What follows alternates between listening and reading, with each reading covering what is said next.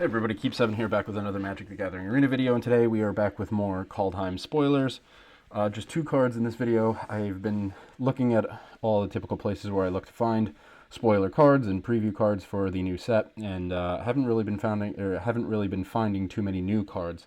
But there are two that came out around the time I made my first video that I hadn't found them when I made that video, and one of them is pretty good. One of them I'm pretty excited about. The other is neither here nor there. So we'll start with the meh card.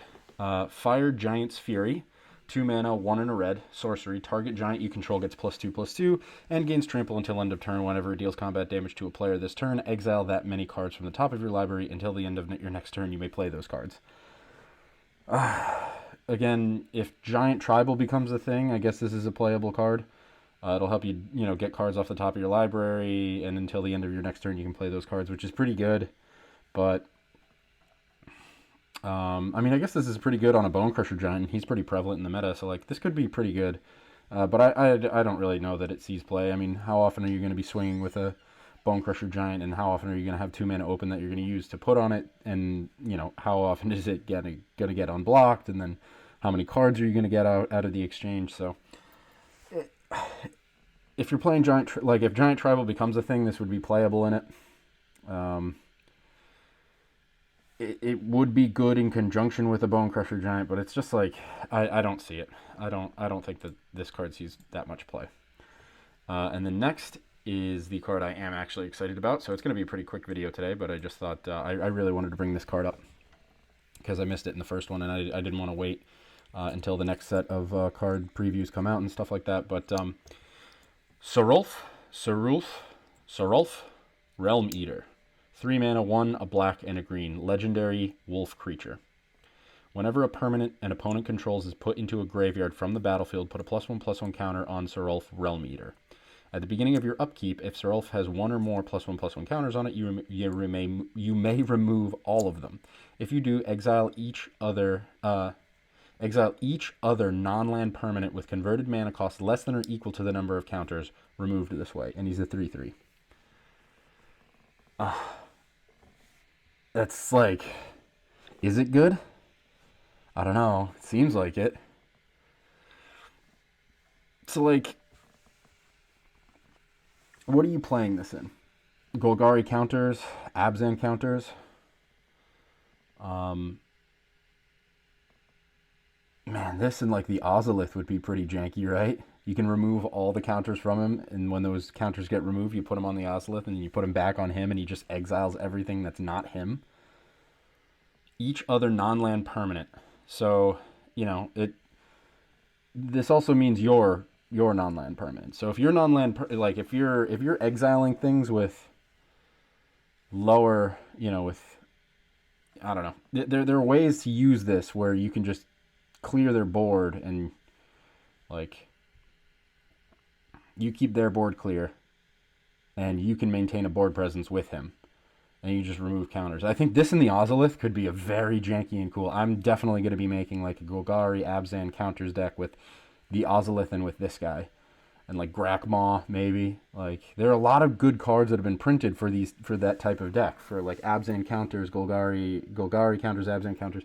There are a lot of great cards out there right now. There has to be something playable. You can Luminarch Aspirant and Grakmaw, the Ozolith, Conclave Mentor. There's just Oran Reef Ooze is pretty good at getting counters on itself. There's just so much out there right now. There has to be a playable deck in there somewhere. Abzan counters is tough because the removal... you have a lot of good black removal. White is... obviously you've got Skyclave Apparition, which is good. Maybe you don't need Skyclave Apparition in Abzan counters anymore because of this guy. Because this is just great removal. This is a good... I think this is good. This is a good card, and this could be... This is either a wonderful jank card, or potentially this could help shape Abzan counters into a playable, maybe not meta deck, but a very playable, strong. It is already a pretty strong deck. You can win games with that if you curve out right and you get all the counters where you need. And this I don't know. It's tough to say, but this is a real. I really like it. and I'm definitely going to be playing it and making decks with it and trying to, jank the hell out of it and maybe even make something pretty strong.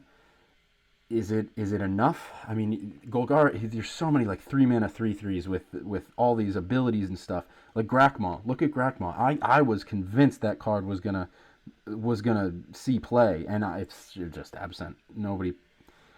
Where is it? Nobody plays it. The Golgari mid-range lovers like me are playing it in the decks that they're trying to craft up, but it just doesn't stick. And it's a great card. It's a 3-mana 3/3 that replaces itself. Like, how is that bad? You know? And this is a 3-mana 3/3 that can clear a board and, So, like, Golgari or Abzan mid-range decks, with you have to be able to supplement this with removal, right? You have to be able to remove things to get +1/+1 counters on him. So maybe this belongs in like a Golgari or Abzan mid-range deck that is, has a lot of like, removal and discard, like something like the Rock, a standard version of the deck, the Rock deck that's a beloved Golgari mid-range deck from way back in the day that had, Tarmogoyf and stuff like that.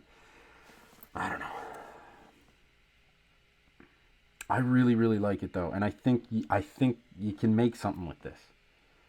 So I don't know. It's a rare, so it's get your wild cards ready for people who are excited about this. Yeah, I really like it and I'm excited about it, so I can't wait to see. But this and the Ozolith, that's where I'm looking. I want to make something work there because I think that'd be fun as heck. But yeah, that's it for today. Those are just the two cards. I just wanted to bring them up. I just wanted to get them in a video and let you guys know that they're out there so you can take a look and discuss. Hope you enjoyed the historic Bant Coco video I just put out. I think probably one of the next videos I'm going to be making is a card discussion about Skyclave Apparition, so if you want to hear me talk about that card and its place in Standard and Historic, and I don't play any other formats of Magic, really, but apparently it's making a splash everywhere, which is pretty important. For a card to be printed in a recent set in white, and for it to be making a splash is pretty nuts. So yeah, what do you think of these cards? Are you excited for Kaldheim? Let me know in the comments. Thanks everybody. Catch you next time.